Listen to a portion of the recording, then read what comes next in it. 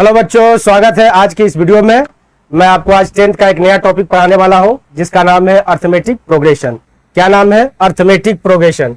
इसको short format में arithmetic progression, matic progression, इसको शॉर्ट फॉर्मेट में एपी भी बोलते हैं। क्या बोलते हैं? एपी। शॉर्ट फॉर्मेट में इसको एपी भी बोलते हैं। अच्छा, पहले इसको इंट्रोडक्शन देने से पहले इसके बारे में कुछ बताएं, क्योंकि इंपॉर्टेंट टॉपिक में है। आगे चल के मैथमेटिक्स में 11th में भी आपको ये टॉपिक पढ़ने वाले हैं, अर्थमेटिक प्रोग्रेशन। अच्छा, होता क्या है? नाम पहले इसको देख लेते हैं। देखो, बहुत प्यारा सा है। ये क्या है? ये प्रोग्रेशन। ये क्या होता क्या है? जैसे आपने कभी ना ओलंपियाड या एनटीएससी में कुछ पेपर दिया है, रीजनिंग जो आते हैं, जैसे कुछ एक टर्म दे देगा ऐसे करके और आपसे पूछेगा नेक्स्ट टर्म बताइए, वैसे करके प्रोग्रेशन एक पार्ट है, सीक्वेंस सीरीज का एक पार्ट है। आप पूछो ये सीक्वेंस सीरीज क्या होता है? 10th के स्टूडेंट को डाउट होता है सीक्वेंस सीरीज होता क्या है। जैसे मैंने आपको एग्जांपल के लिए छोटा सा ऐसे लॉजिक करके आपको एक क्वेश्चन रखा है, देखो तो ध्यान से। 1 5 और एक रखा है 9 फिर 13 और मैंने आपको जान से 2 स्पेस ब्लैंक रखे, जैसे आप रीजनिंग में बनाते हैं ना कि ऐसे ऐसे करके एक टर्म रखा है। अभी मैं नहीं जानता हूं क्या है, ऐसे ही मैंने बोला एक रीजनिंग में जो पजल नहीं बनाते हो आप या ओलंपियाड एनटीएससी में देते हो, ऐसे करके रखा है 1 5 9 13 और 2 ब्लैंक रखा है, वो आपको बोला फिल कीजिए। अच्छा, स्टूडेंट देखेगा अच्छा कैसा चल रहा है टर्म 1 5, तो पहले माइंड में जैसे ही आपको क्लिक करेगा, अच्छा लगता है ना इनके बीच का गैप देखो तो ध्यान से, इनके बीच का गैप कितना लग रहा है? 4 का, नहीं 4 का। इसके भी गैप देखो तो 4 का, इसके भी गैप देखो 4 का। तो ऑब्वियस है 13 के बाद नेक्स्ट टर्म क्या होगा? नेक्स्ट टर्म क्या होगा? मतलब 4 का गैप होने के लिए इसको क्या 13 में 4 ऐड करो, कितना? 17। तो देखो कितने का गैप? 4 का। फिर अगर 17 में फिर 4 ऐड करो 21, तो फिर इनके गैप कितने का? 4 का।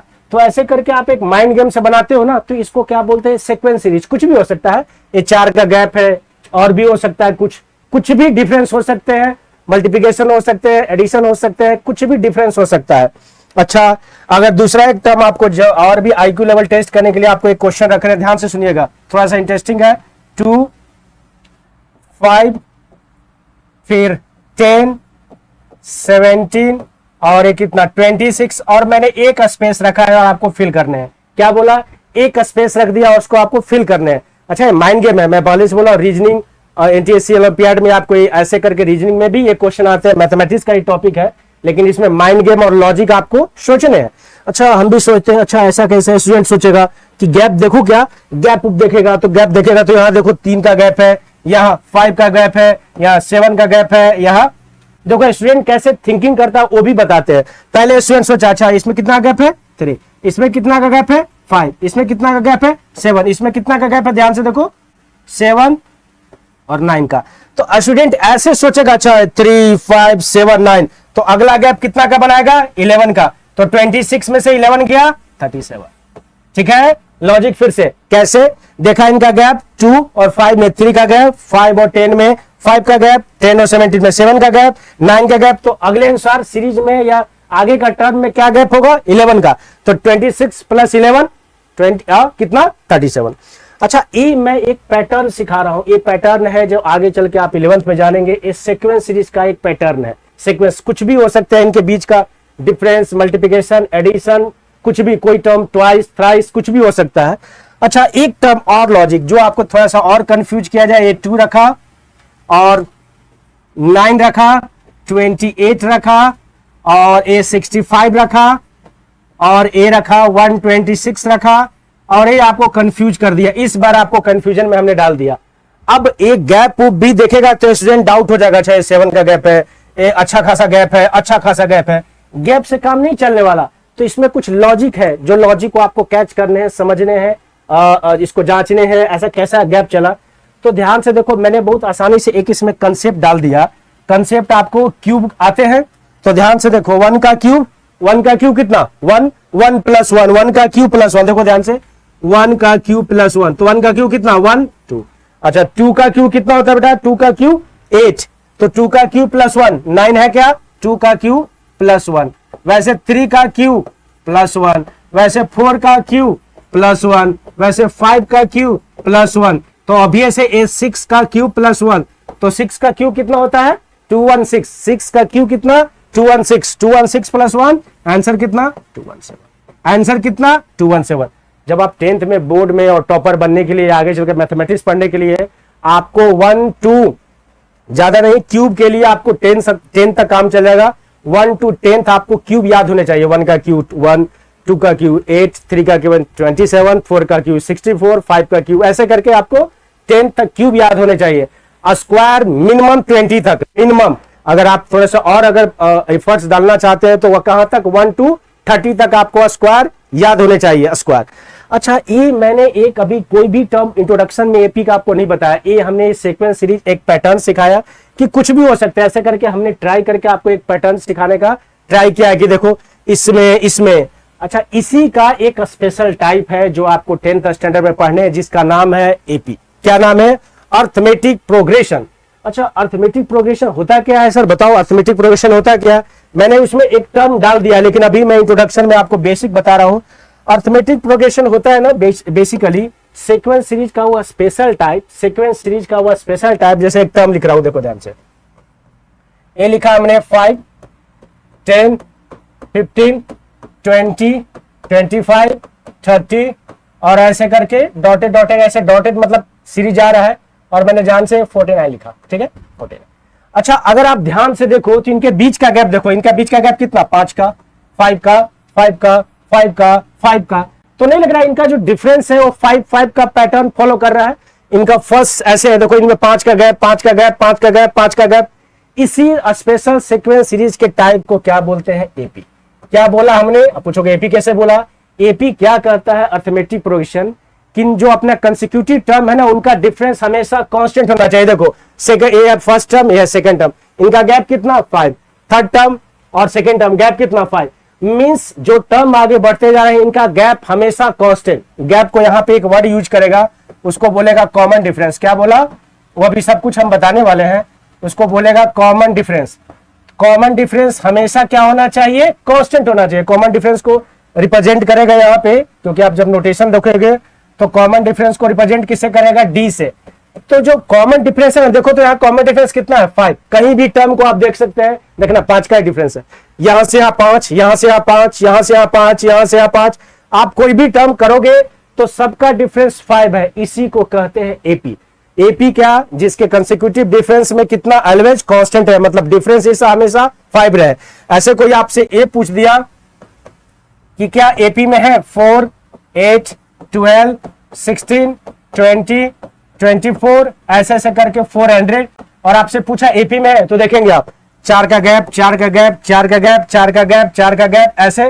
तो आप बोलेंगे कितना है? उसको क्या बोला? गैप को क्या बोलते हैं? Common difference. कॉमन डिफरेंस कितना आ रहा है? 4, 4, 4। तो सब में फिक्स है ना, देखो 4 ही आ रहा है। तो आप बोलोगे एपी में है, तो बोलेंगे बिल्कुल यस इन एपी। ओके, क्या है? एपी में। क्यों? क्योंकि कॉमन डिफरेंस सबका फिक्स आ रहा है। अच्छा, अगर आपसे ए पूछे कि 5, 9, 13, 18, 22 और 26, ऐसे करके कितने टर्म दिया, पूछा क्या एपी में है? तो आप देखेंगे, देखिए इनका गैप 4 का बिल्कुल है, 4 का बिल्कुल है। लेकिन क्या एक गैप 4 है? गैप कितना देखो तो ध्यान से, 5, फिर गैप 4, फिर गैप 4। लेकिन एक गैप क्या आ गया? एक गैप क्या आ गया बेटा? एक गैप आ गया 5। तो क्या एपी में है? तो बिल्कुल कहेंगे नहीं। क्यों? क्योंकि गैप 5 का गैप हमेशा कांस्टेंट होना चाहिए। कितना? 4। तो हमेशा सब में 4 का। देखो तो बीच में एक 5 आ गया, तो आप बोलेंगे एपी में है, तो बोलेंगे नॉट इन एपी। क्यों? क्यों एपी में नहीं है? क्योंकि एक टर्म बीच में 5 का गैप आ गया है, इसलिए एपी में नहीं है। ओके, इंट्रोडक्शन है एपी। एपी होता क्या है? इनके बीच का डिफरेंस या गैप जिसको हम बोल रहे हैं वो हमेशा कांस्टेंट या इक्वल आना चाहिए। कोई भी गैप अलग अलग नहीं। अगर 4 का है तो 4 का, 5 का है तो 5 का, कुछ भी। अच्छा, बोर्ड में एक इंटरेस्टिंग क्वेश्चन पूछा है, और ऐसे करके आपके क्वेश्चन है वो, आपसे एक क्वेश्चन पूछा गया है। देखो 2, -2, -2, -2, -2, -2, -2, ऐसा। और आपसे पूछा है क्या इज दिस इन एपी? क्या ये एपी में है? क्या बोला? -2, -2, -2, -2, ऐसे करके एक ही टर्म को क्या कर दिया? रिपीट कर दिया। और आपसे पूछ रहा है क्या एपी में है, यस या नो। अच्छा, अब स्टूडेंट जो नहीं जानता है वो कंफ्यूज है कि सर ने तो बताया था कि इनका कॉमन डिफरेंस फिक्स होना चाहिए, कांस्टेंट होना चाहिए, इक्वल होना चाहिए। यहां कॉमन डिफरेंस आप देखोगे तो देखो तो इनका कॉमन डिफरेंस कितना? इनका कॉमन डिफरेंस कितना? अच्छा ध्यान से देखो, अगर एक ही टर्म रिपीट हो रहा है तो कॉमन डिफरेंस कितना, 0, मतलब वही टर्म को आप रिपीट कर रहे हो तो कॉमन डिफरेंस 0। तो ए भी तो एक फिक्स्ड है, तो ये भी तो एक फिक्स्ड है, तो क्या बोलेंगे, यस इन एपी। क्या है, इन एपी में, एपी में है, बिल्कुल है। क्यों, क्योंकि कॉमन डिफरेंसेस का 0 और सब इक्वल है। मतलब एक टर्म को अगर आप रिपीट करके लिखते हो तो कैसा, एपी में आएगा, बिल्कुल आएगा, यस एपी में है। ओके, अगर आपसे कोई ऐसा भी पूछ दे कि क्या 3 3 3 3 3 3 क्या एपी में है, तो आप बोलेंगे, आंख बंद करके बोल देना है आपको, यस इन एपी। ओके, क्या बोलेंगे, एपी में है। अच्छा, ऐसा भी हो सकता है थोड़े से और आपको कंफ्यूज किया जाए थोड़ा सा, क्योंकि लॉजिकली हम डिस्कस करते हैं, क्योंकि कुछ एक्सरसाइज या कुछ क्वेश्चन इस पैटर्न पे हैं। एमसीक्यू में आपको कुछ क्वेश्चन मिल सकते हैं कि which term in AP, yes या नॉट, आपको चेक करने के लिए। अब आपसे ऐसा भी पूछेगा, आपसे जैसे क्वेश्चन रख रहा हूं, 50 45 40 35 30 25 20, और आपसे पूछा है क्या एपी है, तो आपको देखना है कितना गैप, 5 का, कितना का, 5 5 5 5 एपी में है। लेकिन ध्यान से सुनना, एपी में है, बिल्कुल है, एपी में है, यस या नो, यस एपी में है। लेकिन जो हम गैप देख रहे थे, देखो सब में गैप ना बढ़ रहा था, जो पीछे हमने किया था, देखना गैप, इसमें गैप देखो तो बढ़ रहा है या घट रहा है। पहला टर्म कितना था, 50, फिर कितना 45, फिर कितना 40, फिर कितना 35 30 25 20, तो नहीं टर्म घट रहे हैं। मीन्स बताने का मकसद है जो यहां पे है -5 हो रहा है, देखो ध्यान से, -5 -5 -5 -5 -5, तो ये टर्म घट रहे हैं, एपी एपी में है, लेकिन डिफरेंस जो है वो -5 आ रहा है। ओके, गॉट इट, ये हमारा एपी है। फर्स्ट एक्सरसाइज जब आप टेक्स्ट बुक ओपन करोगे RDRS या NCERT, उसमें आपको इंट्रोडक्शन में ये पूछे जाएंगे कि कौन सा टर्म एपी में है, कौन नहीं। तो एपी में ए बी सारे क्या है, एपी में है। कौन, जो जिसका गैप अगर अलग से आ जाता है तो एपी में नहीं होगा, जिसका गैप या कॉमन डिफरेंस सेम आते हैं वो एपी में होगा। यहां तक क्लियर। अच्छा, यहां तक क्लियर है, तो कुछ फॉर्मूले इसमें आने वाले हैं, कुछ फॉर्मूले पे डिस्कशन होगा, क्या फॉर्मूले होते हैं और कैसे स्टूडेंट को फॉर्मूला कुछ बताया जाए, आपको समझाया जाए फॉर्मूला होता क्या है। अच्छा, फॉर्मूला में पहले एक आपको, क्योंकि देखो जैसे मैंने पहले आपको एक लॉजिक आपको सिखा दूं, कुछ क्वेश्चन से एक कराया जाए। जैसे मैंने एक क्वेश्चन लिखा था 4 8 12 16 20, और ऐसे ऐसे करके मैं एक टर्म ज्यादा नहीं लिख रहा हूं, आपको 80 लिख रहा हूं, ठीक है। अच्छा, बीच में डॉटेड दिखाया है, तो इसमें जैसे आपका नेमिंग है ना, नाम है, आपके स्कूल के अलग नाम होंगे, घर का अलग नाम होगा, रिलेटिव में अलग 2-3 नाम हो जाते हैं ना, कोई प्यार से, कोई ऐसा करके नाम बुलाता है, वैसे करके इसमें कुछ नेमिंग करेंगे हम, कुछ टर्मोलॉजी होगा जिसको हम नाम बताएंगे, उनका नाम होता क्या है, क्योंकि वो टर्मोलॉजी से आपको हमको इंटरेक्ट कराना है। जैसे देखो, ये फर्स्ट वाला को क्या बोलते हैं, फर्स्ट टर्म, क्या बोलेंगे यहाँ पे, ये है आपका फर्स्ट टर्म।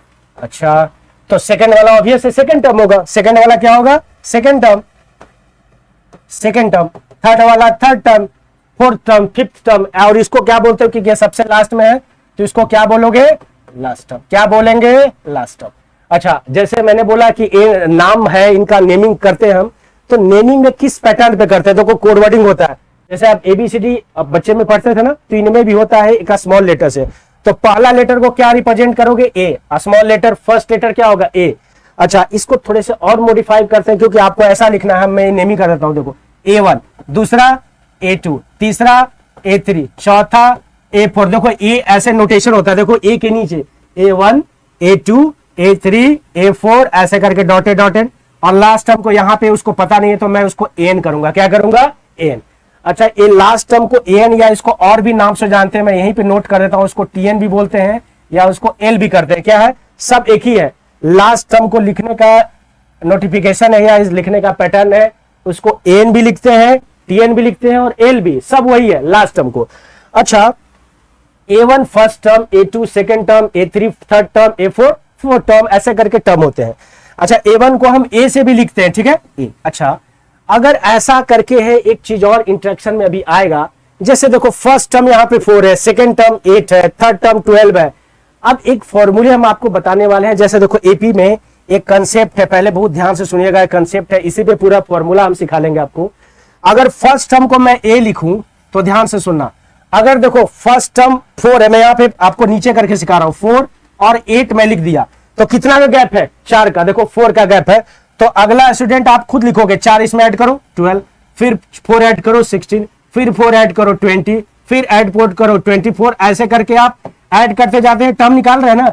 तो इसी को नोटेशन में हम कैसे लिखेंगे देखिएगा, फर्स्ट टर्म को ए लिखा, सेकंड टर्म को हम लिखेंगे a plus D, third term को लिखेंगे a प्लस 2d। आप पूछोगे सर डी क्या लिखा आपने, हमने पीछे लिखा था d is the common difference या गैप। कितने का गैप है देखो, 4 का गैप है ना, तो इसको डी नोटिफिकेशन किससे करते हैं, डी फॉर कॉमन डिफरेंस। तो देखो first term a, second term a plus D, third term a plus 2d, fourth term a plus 3d, fifth term a plus 4d। ध्यान से सुनना मेरे बात को, अगर फिफ्थ टर्म है, पांचवा टर्म है, तो देखो तो कितना आया 4d, चौथा टर्म है तो 3d, सेकंड टर्म है तो थर्ड टर्म है तो 2d, सेकंड टर्म है तो d। वैसे करके अगर हमको लास्ट टर्म लिखना होगा तो एक नहीं घट रहा है, पांचवा में 4, चौथा फोर्थ टर्म में 3, तो अगर n टर्म लिखा तो एक घटेगा ना, तो उसको क्या लिखते हैं, a plus n minus 1 into D. क्या लिखा, क्यों? आप पूछोगे ऐसे कैसे लिखा सर आपने, देखो फर्स्ट टर्म को a, सेकंड टर्म को a plus D, third term मतलब तीसरा टर्म तो कितना यहाँ पे 2d, फोर्थ टर्म तो 3d, फिफ्थ तो एक नहीं घट रहा है, फिफ्थ टर्म तो 4। वैसे अगर n टर्म लिखना होगा तो कितना, एक घटाओगे ना, n माइनस 1। यही एक फॉर्मूला निकलने वाला है। क्या लिखा हमने, इसी चीज को आप फॉर्मूला में जनरल वे में लिखते हैं कि लास्ट टर्म को क्या लिखते हैं, ऐसे करके notation, a n equal to a plus n minus 1 into D. ये मोस्ट इंपॉर्टेंट फॉर्मूला है एपी का फॉर क्लास स्टैंडर्ड। ए इधर क्या है, ए आपका फर्स्ट टर्म है, क्या है ए फर्स्ट टर्म, एन आपका है नंबर ऑफ टर्म्स, क्या है अभी सब कुछ बताने वाले हैं, नंबर ऑफ टर्म्स। डी क्या है, डी आपका है कॉमन डिफरेंस, डी क्या है कॉमन डिफरेंस। अच्छा अब आपको पता करना होगा कि सर क्या लिखा आपने, क्या हुआ, एन क्या फॉर्मूला सिखाया, N equal to A plus N minus 1 into D. अच्छा अब पूछोगे सर क्या क्या है, a is the first term, n is the number of terms, d equal to common difference. अच्छा अब आपको देखो क्या करेगा, जैसे क्वेश्चन लिखा था ना, इसमें मेरा n कितना है, ध्यान से देखिएगा n कितना है, देखो मैं लिख रहा हूं यहाँ पे a कितना है 4, d कितना है, d क्या बोलते हैं, d को देखो ध्यान से अभी, क्योंकि स्टार्टिंग फेज में आप क्या लिखोगे, second term minus first term. क्या बोलेंगे, second term minus first term. तो सेकंड टर्म कितना है, देखो ध्यान से 8 माइनस 4 कितना 4। अच्छा यहाँ पे लास्ट टर्म कितना है 80, लास्ट टर्म 80। फॉर्मूला भी आप लगा दोगे, फॉर्मूला में क्या लगाओगे, वही n। तो देखो 80 इक्वल टू a कितना 4, n आपको निकालना है, क्या, क्योंकि नंबर ऑफ टर्म्स तो हमें नहीं पता। देखो तो इसमें कौन सा, अच्छा नंबर ऑफ टर्म्स मतलब कौन सा टर्म 80 है, कौन सा, पांचवा टर्म, छठा term, 6 term, 8 term, 10 term, 11 term, वो आपको फाइंड करने के लिए आपसे मांग रहा हूं मैं। तो आप ऐसे लगाओगे, n हमको नहीं पता है, number of terms minus d कितना 4।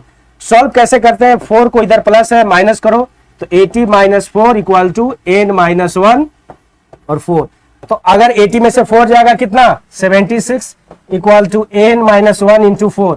ये 4 से काट दो, 19 4 जा 76, 19 इक्वल टू n माइनस 1, तो n इक्वल टू 19 प्लस 1 कितना 20। मीन्स जो 80 टर्म कितना था, कौन सा टर्म है वो, 20वां टर्म है, 20 टर्म है। तो आप इस मेथड या इस अप्रोच से, फर्स्ट अप्रोच अभी हमने आपको बेसिक बताया है, देखो कि एक फॉर्मूला इंट्रोडक्शन दिया कि लास्ट टर्म का क्या होता है, a plus n minus 1 into D. देखो इसी फॉर्मूला को है, और इसी से आपको चाहे जब आप कैलकुलेशन करोगे, इससे आपको एक टर्म अननोन करेगा, चाहे तो लास्ट टर्म मांग दे आपको, या फर्स्ट टर्म मांग दे आपको, या नंबर ऑफ टर्म्स n, वो आपको कंटिन्यू वीडियो में हम आपको बताने वाले हैं, question by question. 10 year 15 years का क्वेश्चन कराएंगे, कंसेप्चुअल कराएंगे, एनसीईआरटी कराएंगे, आरडीआरएस का भी कुछ क्वेश्चन हम आपको बेसिक कंसेप्ट और नॉलेज के लिए कराएंगे। तो आपको इसमें एक अननोन करेगा, बाकी टर्म आपको दे देगा और वो आपको फाइंड करेगा। तो यहां तक मेरा इंट्रोडक्शन और एक बेसिक फॉर्मूला हमने बताया है, यहां तक आप देखिए। अगर आपको कुछ भी डाउट हो कमेंट बॉक्स में जरूर लिखिएगा। आगे के वीडियो में इसका पार्ट 1, पार्ट 2, पार्ट 3 करके अप्रोच करके आपको अपलोड करेंगे। और यहां तक अगर कुछ भी डाउट हो आप जरूर लिखें, बाकी के लिए हम आपको कंटिन्यू वीडियो अपलोड करते रहेंगे। थैंक यू वेरी मच, नमस्ते।